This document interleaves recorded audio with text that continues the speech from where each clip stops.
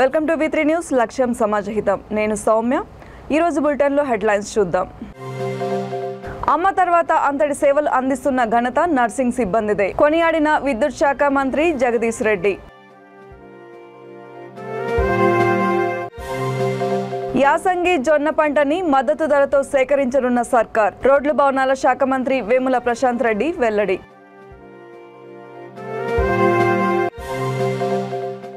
తిరుమల ఆనంద నిలయం చిత్రీకరణ వాస్తవమే. TTD EO Dharma Reddy స్పష్టీకరణ.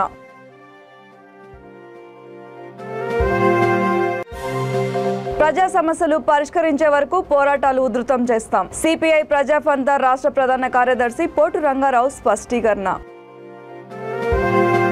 అమ్మ తర్వాత అంతటి సేవలు అందిస్తున్న ఘనత సమాజంలో నర్సింగ్ సిబ్బందిదేనని విద్యుత్ శాఖ మంత్రి జగదీష్ రెడ్డి కొనియాడారు. అంతర్జాతీయ నర్సుల దినోత్సవం సందర్భంగా సూర్యాపేట జిల్లా కేంద్రంలోని ప్రభుత్వ మెడికల్ కళాశాల ఆడిటోరియంలో నిర్వహించిన వేడుకలకు ఆయన ముఖ్య అతిథిగా హాజరయ్యారు. నర్సుల వృత్తికి గౌరవాన్ని తీసుకువచ్చిన ఫ్లారెన్స్ నైటింగేల్ చిత్రపటానికి పూలమాలలు వేసి నివాళులర్పించారు. ఈ సందర్భంగా ఆయన మాట్లాడుతూ వైద్య రంగంలో కీలక పాత్ర పోషిస్తూ ఆరోగ్య రక్షణలో వారు ఎనలేని తోడ్పాటు అందిస్తున్నారని అన్నారు. కరోనా సమయంలో నర్సుల సేవలు అమోఘమైనవని, ఆ సమయంలో సూర్యాపేట వైద్య సేవలు యావత్ దేశానికి ఆదర్శంగా నిలిచాయని అన్నారు. పేటకి ముఖ్యమంత్రి కేసీఆర్ ప్రసాదించిన మెడికల్ కళాశాలలో మెరుగైన వైద్య విద్య మరింత చేరువయ్యాయని అన్నారు. ఈ కార్యక్రమంలో డిఎంహెచ్ఓ కోటాచలం, ప్రభుత్వ జనరల్ ఆసుపత్రి సూపరింటెండెంట్ దండ మురళీధర్ రెడ్డి, కళాశాల principal Sharadadevi, ZP vice chairman Gopagani Venkat, Narayana Goud తదితరులు పాల్గొన్నారు.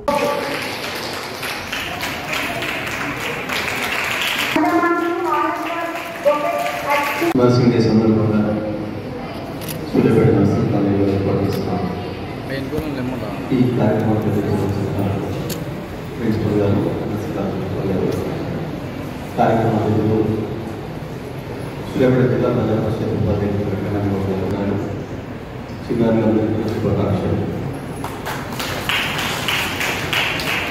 ఇవాళ మనం నర్సింగ్ వృత్తి యొక్క గొప్పతనం, నర్సింగ్ వృత్తి యొక్క అవసరం, నర్సింగ్ వృత్తి యొక్క ప్రాధాన్యతకు సంబంధించి ప్రపంచానికి గుర్తు చేయడానికి, నర్సింగ్ వృత్తి యొక్క గౌరవాన్ని పెంచే విధంగా ప్రజల్లో ఆ వృత్తి పట్ల గౌరవాన్ని పెంచే విధంగా వృత్తిని స్వీకరిస్తున్న వాళ్ళలో కమిట్మెంట్ చిత్తశుద్ధిని పెంచే విధంగా ఉండడం వరకు ఈ నర్సింగ్ డే కార్యక్రమం మనం నేర్చుకుంటాము.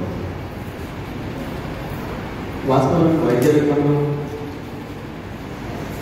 అన్నిటికంటే ప్రధానమైంది నర్సింగ్. ఒక మాటలో చెప్పాలంటే నేను నా గురించి చెప్తాను. నాకు ఎప్పుడైనా చిన్న ఇల్నెస్ వస్తే, ఏదైనా అనారోగ్యం వచ్చింది, నాకు భావించే పరిస్థితి వస్తే, నాకు మొట్టమొదటి డాక్టర్ మా నాన్న. నాకు మొట్టమొదటి డాక్టర్ మా నాన్న. Is not doctor. ఆయన దగ్గర ఉంటే నేను నాకు బాగా ఇద్దరు విశ్వాసం. అంత గొప్ప విశ్వాసాన్ని ఇచ్చేది తల్లి ఇచ్చే విశ్వాసాన్ని ఇచ్చేది. రాష్ట్రంలో యాసంగి జొన్న పంటకి మద్దతు ధర చెల్లించి రాష్ట్ర ప్రభుత్వమే సేకరించాలని ముఖ్యమంత్రి కె చంద్రశేఖరరావు నిర్ణయించారని రోడ్లు భవనాల శాఖ మంత్రి వేముల ప్రశాంత్ రెడ్డి తెలిపారు. మీడియా సమావేశంలో ఆయన మాట్లాడుతూ సీఎం కేసీఆర్ ఆదేశాల మేరకు మార్కెట్ ఫెడ్ను రాష్ట్ర నోడల్ ఏజెన్సీగా నియమిస్తూ 2022 నుంచి 23 యాసంగి సీజన్లో పండించిన జొన్న పంటని మద్దతు ధర చెల్లించి కొనుగోలు చేయాలని ప్రభుత్వం ఉత్తర్వులు జారీ చేసిందని తెలిపారు. యాసంగి సీజన్లో పండించిన మొత్తం 65,494 మెట్రిక్ టన్నుల జొన్న పంటని కొనుగోలు చేసేందుకు కావాల్సిన 2,19,092 కోట్ల రూపాయలకు రాష్ట్ర ప్రభుత్వం బ్యాంక్ గ్యారంటీ ఇవ్వనుందని అన్నారు. తద్వారా రాష్ట్ర వ్యాప్తంగా ముఖ్యంగా ఆదిలాబాద్, ఆసిఫాబాద్, నిర్మల్, కామారెడ్డి, మెదక్, సంగారెడ్డి, వికారాబాద్, నారాయణపేట, గద్వాల్ జిల్లాల పరిధిలో జొన్న పంటని పండించిన దాదాపు 1,00,000 మంది రైతులకి సీఎం తీసుకున్న నిర్ణయం ద్వారా లబ్ధి చేకూరనుందని అన్నారు. 1,43,00,000 రూపాయలతో లో లెవెల్ కాజ్వేని బ్రిడ్జ్గా కట్టుకోవడానికి కూడా డబ్బులు మంజూరు చేసుకుని దానికి కూడా శంకుస్థాపన చేసుకుంటున్నాం. అట్లా ఈరోజు 8 కోట్ల రూపాయలతో ఇవాళ అభివృద్ధి పనులు బాల్కొండ నియోజకవర్గంలో చేసుకుంటా ఉన్నాం. నేను ఈ సందర్భంగా బాల్కొండ నియోజకవర్గ ప్రజలకు, ముఖ్యంగా ఏర్గట్ల మండల ప్రజలకు ఒకటే మనవి చేస్తూ ఉన్నా, ఎవరు మాటలు చెప్పి కళ్ళబొల్లి మాటలు చెప్పి ఎవరు ఊరికి 1 రూపాయి పైసలు కూడా తీసుకురాకుండా ఎవరు టైంపాస్ చేస్తున్నారు, ఎవరు గ్రామాన కోట్లాది రూపాయలతో డబ్బులు తీసుకువచ్చి అభివృద్ధి పనులు చేస్తున్నారు, ఒక్కసారి ఆలోచన చేయాలని చెప్పి నేను కోరుతా ఉన్నాను. పని చేసేవాడు పని చేయని వాడిని ఒక్కగాటన కట్టద్దని చెప్పి నేను మనవి చేసుకుంటా ఉన్నా, విన్నవించుకుంటా ఉన్నా. ఇవాళ ప్రతి గ్రామంలో నేను ఇంతకుముందు చెప్పినట్టు ప్రతి గ్రామంలో ఈ 50 సంవత్సరాలలో ఎంత పనులైతే జరిగినాయో, కేసీఆర్ గారు వచ్చిన తర్వాత, తెలంగాణ వచ్చిన తర్వాత ఈ 8.5 సంవత్సరాల కాలంలో 50 సంవత్సరాల్లో జరిగిన పనుల కంటే 1 రూపాయి ఎక్కువనే పని జరిగింది కేవలం 8.5 సంవత్సరాల కాలం. నేను ఆ మధ్యన ఛాలెంజ్ కూడా వేసిన, దయచేసి ఏ ఊరైనా సరే రెడీ చర్చకు సిద్ధంగా ఉన్నామంటే ఏవో పిచ్చి పిచ్చి మాటలు చెప్పి మళ్ళీ పారిపోయిన సంగతి నేను ఈ సంబంధంగా మనం చేస్తా ఉన్నాను. నేను మళ్ళీ ఒకసారి అంటా ఉన్నా, ఇగో ఇదే తాళరాంపూర్ గ్రామం 50 సంవత్సరాలలో ఈ తాళరాంపూర్ గ్రామంలో ప్రభుత్వం నుండి ఎన్ని డబ్బులు ఖర్చు పెట్టి ఎంత అభివృద్ధి చేసారు లెక్కదిద్దాం.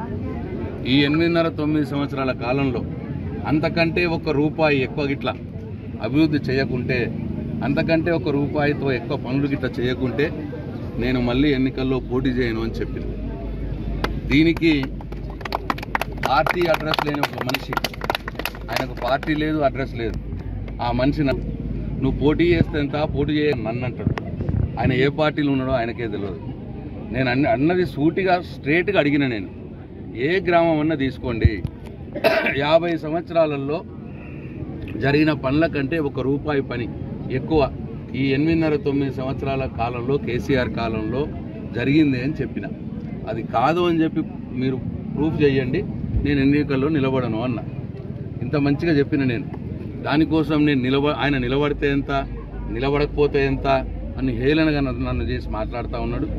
నన్ను హేళనగా చేసి మాట్లాడిన ఆయనది అసలు స్థాయి ఏంది, ఆయన ఎక్కడున్నాడు, ఏ పార్టీలో ఉన్నాడు, ఏం చేస్తున్నాడు, ఒకసారి ఆలోచన చేసుకోవాలని చెప్పి ఆయన సూచిస్తూ ఉన్నా. మంచిది కాదు అట్లా మాట జారుడు కూడా మంచిది కాదు. నీ పని నువ్వు చేసుకో, మా పని మేము చేసుకుంటాం. ఎవరు మంచి పనులు చేస్తే ప్రజలు వాళ్ళకి పట్టం కడతారు, ప్రజలు వాళ్ళని ఎన్నుకుంటారు. అంతే తప్ప ఎదుటి వాళ్ళని తిడితేనో, ఎదుటి వాళ్ళని హేళన చేస్తేనో, ఎదుటి వాళ్ళని తక్కువ చేస్తేనే నువ్వేం పెద్దోడి కావు. తిరుమల ఆనంద నిలయం చిత్రీకరణ వాస్తవమేనని టీటీడీ ఈవో ధర్మారెడ్డి స్పష్టం చేశారు. సీసీ కెమెరాల్లో నమోదైన దృశ్యాల సహాయంతో నిందితుడు తెలంగాణ రాష్ట్రంలోని కరీంనగర్కి చెందిన రాహుల్ రెడ్డిగా భద్రతా అధికారులు గుర్తించినట్లు తెలిపారు. ప్రత్యేక పోలీస్ బృందం నిందితుడిని అదుపులోకి తీసుకున్నట్లు చెప్పారు. సెక్యూరిటీ సిబ్బందిని ఏమార్చి సదరు వ్యక్తి తెలివిగా చరవాణితో లోనికి ప్రవేశించినట్లు నిర్ధారించారు. భద్రతా అధికారుల నివేదిక ఆధారంగా బాధ్యుడిపై చర్యలు తీసుకుంటామని అన్నారు. మరోవైపు తిరుమలలో విద్యుత్కు అంతరాయం ఏర్పడిందని వస్తున్న వార్తలు అవాస్తవమని వివరణ ఇచ్చారు.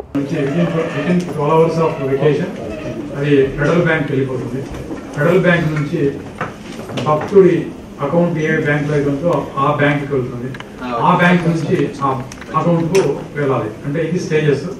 ఏ స్టేజెస్లో తక్కువ అయింది, ఎందుకు కోరేది అనేది ఒకసారి 4 మంది భక్తులతో మాట్లాడి చేయడం జరుగుతుంది. కానీ సమస్య అయితే ఏం లేదు. 99.9% ఎక్కడ కూడా కాస్ట్ డిపాజిట్ ఎవరికి పోలేదు అనేటువంటిది లేదు. మా తరఫు నుంచి మేము పంపిస్తున్నాం ఇమీడియట్గా. ఇక్కడ బ్యాంకులు ఎక్కడైనా స్టక్ అవుతుంది, ఎందుకంటే 2 బ్యాంక్స్ ఉంటాయి మధ్యలో, అవి చూసుకోవాలి. తర్వాత పారిశుద్ధ్యం పైన 2 భక్తులు సమస్య ఉందని చెప్పారు. నిజమే, మీకు తెలుసు, 22వ తేదీ నుంచి పారిశుద్ధ్య కార్మికులు మెరుపు సమ్మెకు చేయడం నాకు తెలియకుండానే నాకు చెప్పకుండానే వెళ్ళిపోవడం వల్ల సమస్య తలెత్తింది. దాన్ని చాలా కష్టపడి అధిగమించాం.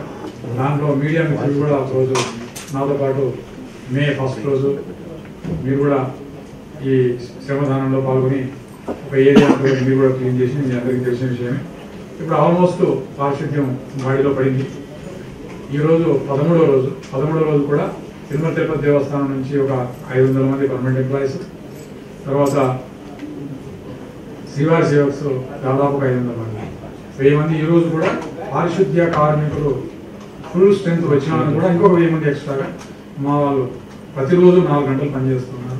ఇది ఒక నెల కంటిన్యూస్గా జరుగుతుంది. ఇది 13వ రోజు. ఇంకా 17 రోజులు తిరుమల తిరుపతి దేవస్థానంలో పనిచేసేటువంటి పర్మనెంట్ ఉద్యోగులు, శ్రీవారి సేవక్స్ ఇద్దరు కలిపి ఇంకా 17 రోజులు పారిశుద్ధ్య కార్యక్రమాన్ని చేపడుతున్నాం.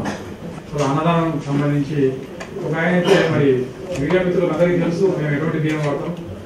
ఆయన మేము ఏ బియ్యం కోటా బియ్యం అని చాలా బాధాకరమైన విషయం. మీ అందరికీ తెలుసు, మీ మీడియా తిరుమలనే ఉంటారు. బియ్యం ఎంత చక్కగా ఉంటుంది. మరి మేము హైయెస్ట్ క్వాలిటీ ఆఫ్ బియ్యం మైసూర్ సోనా తీసుకుంటాం. దాదాపు 37 రూపీస్ 38 రూపీస్ పర్ కేజీ ఉంది. మార్కెట్ రేట్ తీసుకుంటాం. మీరైనా ఇప్పుడే మీరు కూడా చెక్ చేసుకోవచ్చు మా బియ్యాన్ని. తర్వాత మీరు ఏమైనా సాంబార్ ఉపయోగించేటువంటి కానీ కూరగాయలు అయితే అంత డోనాల్స్ ఇస్తారు, బెస్ట్ కూరగాయలు ఇస్తారు. మరి ఆయన చాలా అలిగేషన్ వేసాడు కోటా బియ్యం పెడుతున్నారని. Which is not correct. Actually absolutely not correct. అది నేను చెప్పడం జరిగింది. ఇన్కరెక్ట్ అంటే చెప్పడం తప్పని చెప్పాను. తర్వాత లడ్డు క్వాలిటీ కూడా తగ్గింది అని ఆయనే చెప్పాడు. మరి సో లడ్డు తయారు చేయడానికి కావాల్సిన పదార్థాలన్నీ కూడా టెండర్ ద్వారానే తీసుకుంటూ ఉన్నాం. ల్యాబ్లో టెస్ట్ చేస్తున్నాం. ఈ పోర్టులో పనిచేసేటువంటి గ్రామీణ్స్కు గ్రామీణ్స్ అందరికీ కూడా మేము శ్రీవైష్ణవ గ్రామీణ్స్ అందరికీ ప్రతిసారి చెప్తూ ఉంటాం. సూర్యాపేట జిల్లాలో నెలకొన్న ప్రజా సమస్యలు పరిష్కరించే వరకు సిపిఐ ప్రజాఫంతా పార్టీ ఆధ్వర్యంలో పోరాటాలు ఉధృతం చేస్తామని పార్టీ రాష్ట్ర ప్రధాన కార్యదర్శి పోటు రంగారావు స్పష్టం చేశారు. గత 28 రోజులుగా పార్టీ జిల్లా కమిటీ ఆధ్వర్యంలో కొనసాగుతున్న ప్రజాపోరు యాత్రకి రాష్ట్ర కమిటీ తరపున ఆయన మద్దతు పలికారు. ఈ సందర్భంగా ఆయన మాట్లాడుతూ అర్హులైన పేదలందరికీ ఇళ్ల స్థలాలు ఇవ్వాలని అన్నారు. చాలా గ్రామాల్లో మిషన్ భగీరథ మంచినీటి సౌకర్యం లేక ప్రజలు ఇబ్బంది పడుతున్నారని, ఇలా అనేక సమస్యలు ప్రజాపోరు యాత్ర ప్రతినిధుల దృష్టికి వచ్చినట్లు తెలిపారు. ఈ కార్యక్రమంలో ప్రజాఫందా జిల్లా కార్యదర్శి శివకుమార్, పిఓడబ్ల్యూ జిల్లా కార్యదర్శి రేణుక, అఖిల్ కుమార్, నాగన్న, సింహాద్రి తదితరులు పాల్గొన్నారు.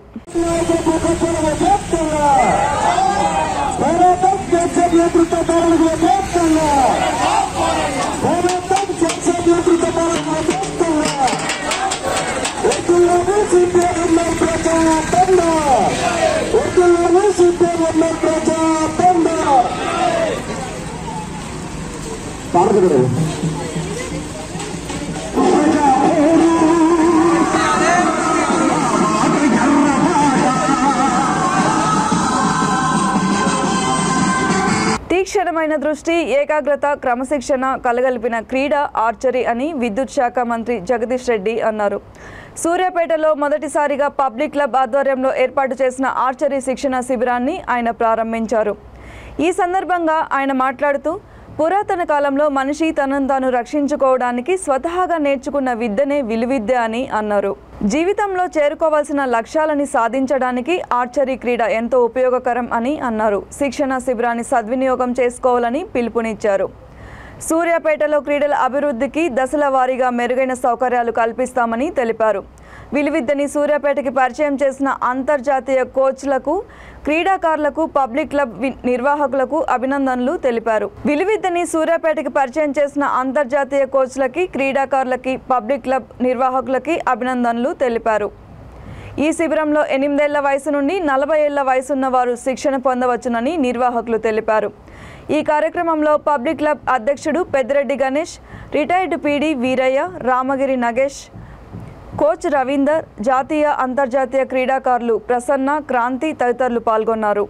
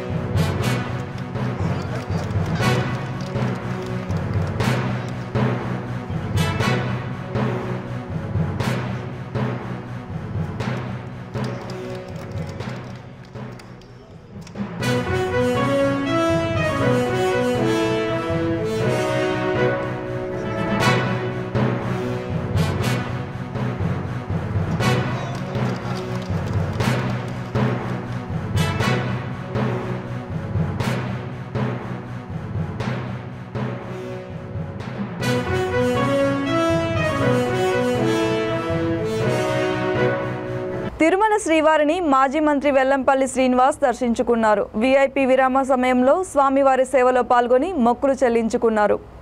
ఆలయ అధికారులు దర్శన ఏర్పాట్లు చేశారు.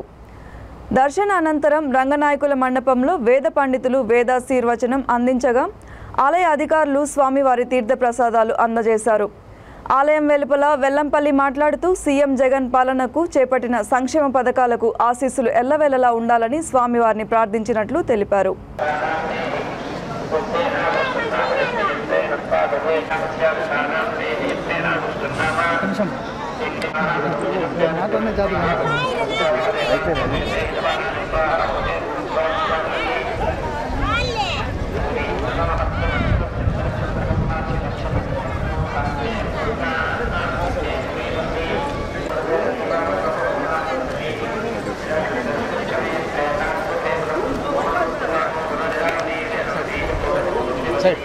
సైడ్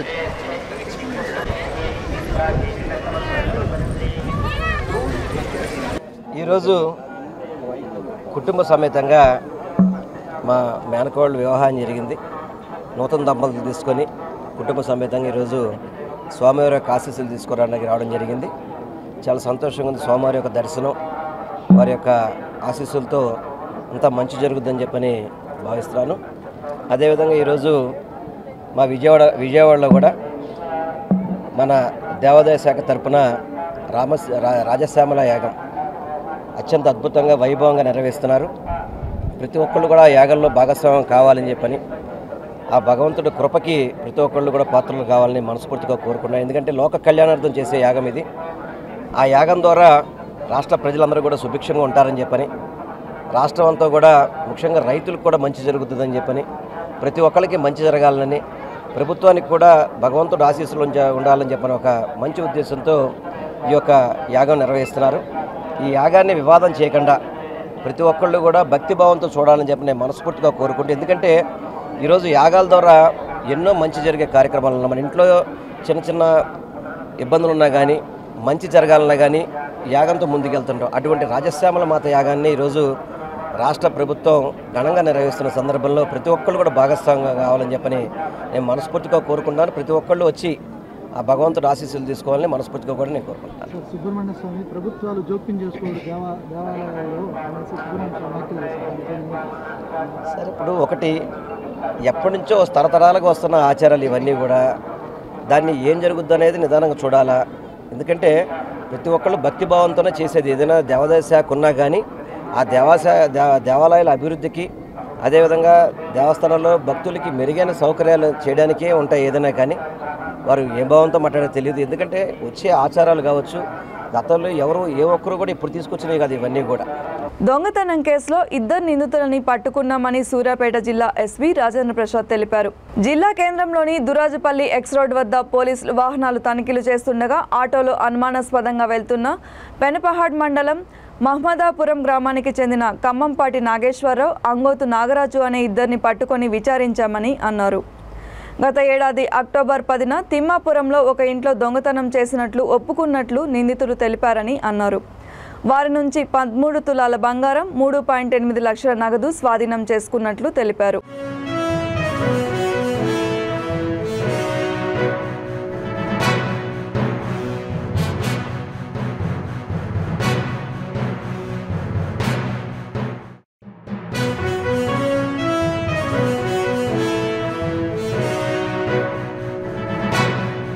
అలాగే మన అంగోతు నాగరాజు కూడా 11 కేసుల నిందితులు. వీళ్ళ దగ్గర నుంచి మొత్తం మన దగ్గర నుంచి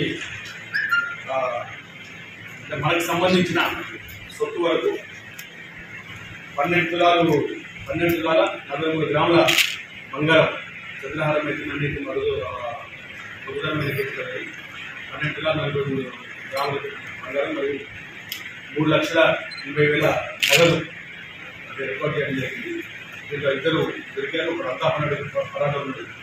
ఇంకొకటి తయారు చేశాను చేస్తాను.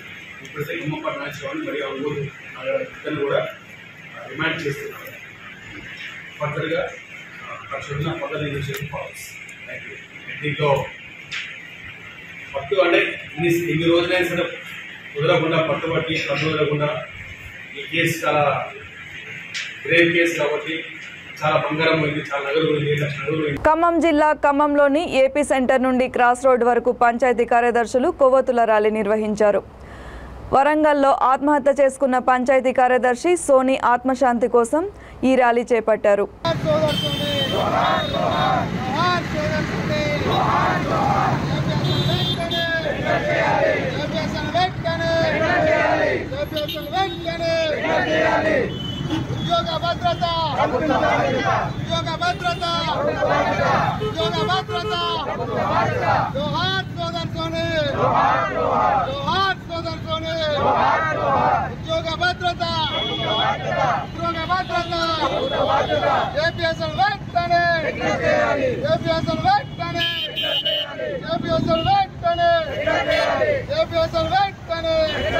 సంగారెడ్డి జిల్లా పటాన్ చెరువు మండలం రుద్రారం గ్రామం సమీపంలో ప్యాలెస్ హోటల్ వద్ద అర్ధరాత్రి జాతీయ రహదారిపై ఆగి ఉన్న లారీని డీసీఎం వాహనం ఢీకొంది. ఈ ఘటనలో సంగన్నగారి కృష్ణయ్య, ఏర్పుల రాములమ్మ మృతి చెందారు. ప్రమాదంలో మరో 5గురికి తీవ్ర గాయాలయ్యాయి. వారి పరిస్థితి విషమంగా ఉంది. క్షతగాత్రులని సంగారెడ్డి ఆసుపత్రికి తరలించారు. తాగిన మైకంలో డీసీఎం డ్రైవర్ అజాగ్రత్తే ఈ ప్రమాదానికి కారణమని సమాచారం. బాధితులంతా చిట్కల్ గ్రామంలో జరిగిన పెళ్లి విందుకి హాజరై తిరుగు ప్రయాణంలో రోడ్డు ప్రమాదం జరిగింది. వాహనంలో ఉన్న వధూవరులకి కూడా గాయాలయ్యాయి.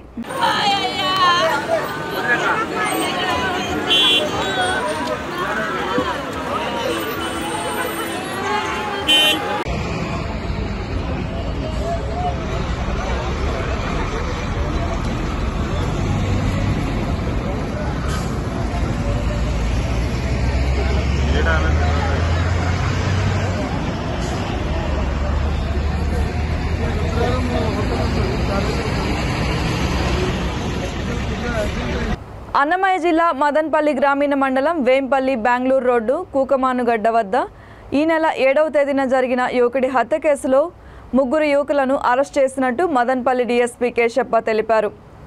తాలూకా పోలీస్ స్టేషన్లో జరిగిన విలేకరుల సమావేశంలో హత్యకు సంబంధించిన వివరాలని వెల్లడించారు. పెట్రోల్ బంక్ వద్ద జరిగిన గొడవలో మౌలాలి కుమారుడు అక్రమ్ హత్యకు గురైన సంఘటనపై అన్ని కోణాల్లో విచారించామని తెలిపారు. మహమ్మద్ రఫీ, మహబూబ్ షరీఫ్, నవాజ్ షరీఫ్ ఈ హత్య కేసులో నిందితులుగా గుర్తించి అరెస్ట్ చేసి రిమాండ్కి తరలించినట్లు తెలిపారు. సమావేశంలో సర్కిల్ ఇన్స్పెక్టర్ సత్యనారాయణ, పోలీస్ సిబ్బంది పాల్గొన్నారు. నిన్న సాయంత్రం సరెండర్ అయినారు. సరెండర్ అయి జరిగిన విషయం అంతా ఇన్ఛార్జ్ తహసీల్దార్ గారికి చెప్పి ఆ తహసీల్దార్ గారి దగ్గర నుంచి మాకు వాళ్ళని తీసుకొని మా ఇన్స్పెక్టర్ అదే రోజే వచ్చి హాజరు పెట్టిన తర్వాత మేము రీకన్స్ట్రక్షన్ కేసు అంతా చేసి తర్వాత టెక్నాలజీ, కాల్ డీటెయిల్స్, తర్వాత సెల్ ఫోను, తర్వాత సీసీ కెమెరాలు ఇవన్నీ వెరిఫై చేసేసి ముద్దాయిలకు లింక్ కరెక్ట్గా కుదిరిందనమాట. వాళ్ళు చెప్పిన ప్రకారము ప్లస్ ఇది ఎలక్ట్రానిక్ ఇన్వెస్టిగేషన్ అంతా కూడా మాకు లింక్ ఏర్పడి దానివల్ల ముద్దాయిలు మర్డర్ చేసినట్లు ప్రూవ్ అయినందువల్ల అతన్ని వాళ్ళ 3 అరెస్ట్ చేసి ఈరోజు రిమాండ్ పంపిస్తారు. కర్ణాటక రాష్ట్రంలో బార్డర్ అయిన దీనికి రాయలపాడుకు పోయి అక్కడ వాళ్ళు ఏదో బార్లో తాగేవాళ్ళు తాగినారు. తర్వాత అదే మాదిరే ఏపీ 21 AS 8483 ఇండికా కార్లో కూడా 3 వ్యక్తులు, వాళ్ళు కూడా నవాజ్ షరీఫ్, మహబూబ్ షరీఫ్, తర్వాత మహమ్మద్ రఫీ, ఈ 3 కూడా కార్లో పోయారు. వాళ్ళు కూడా ఆ బార్లో కాకుండా ఏరే బార్లో వాళ్ళు కూడా మందు తాగారు. తర్వాత ఈ ఆటో వాళ్ళు పక్కన నయారా అని పెట్రోల్ బంక్ ఉంది. ఆ బంకులో డీజిల్ పట్టుకున్నారు 300 రూపాయలకి. ఆ 300కు ఫోన్పే చేశారు. ఫోన్పేలో రిసిప్ట్ ఒకటే వస్తుంది, అది వచ్చి పెట్రోల్ బంక్ వాళ్ళు పట్టుకుంటారు. వీళ్ళేమి మాకు రిసిప్ట్ ఇవ్వని చెప్పి పెట్రోల్ పంప్ బాయ్తో గొడవ పడతారు.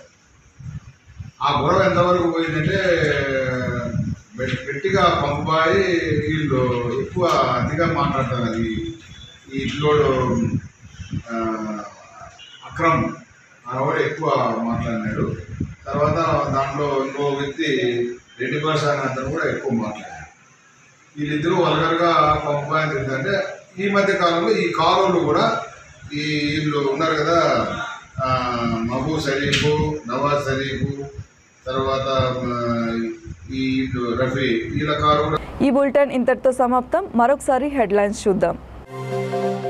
అమ్మ తర్వాత అంతటి సేవలు అందిస్తున్న ఘనత నర్సింగ్ సిబ్బందిదే కొనియాడిన విద్యుత్ శాఖ మంత్రి జగదీష్ రెడ్డి.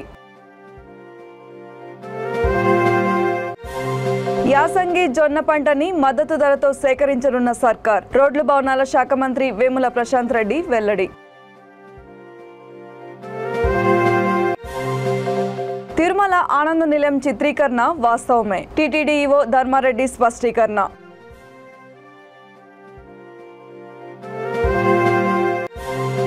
ప్రజా సమస్యలు పరిష్కరించే వరకు పోరాటాలు ఉధృతం చేస్తాం సిపిఐ ప్రజాఫంత రాష్ట్ర ప్రధాన కార్యదర్శి పోటు రంగారావు స్పష్టీకరణ. మరిన్ని అప్డేట్స్ కోసం చూస్తూనే ఉండండి V3 న్యూస్. లక్ష్యం సమాజహితం.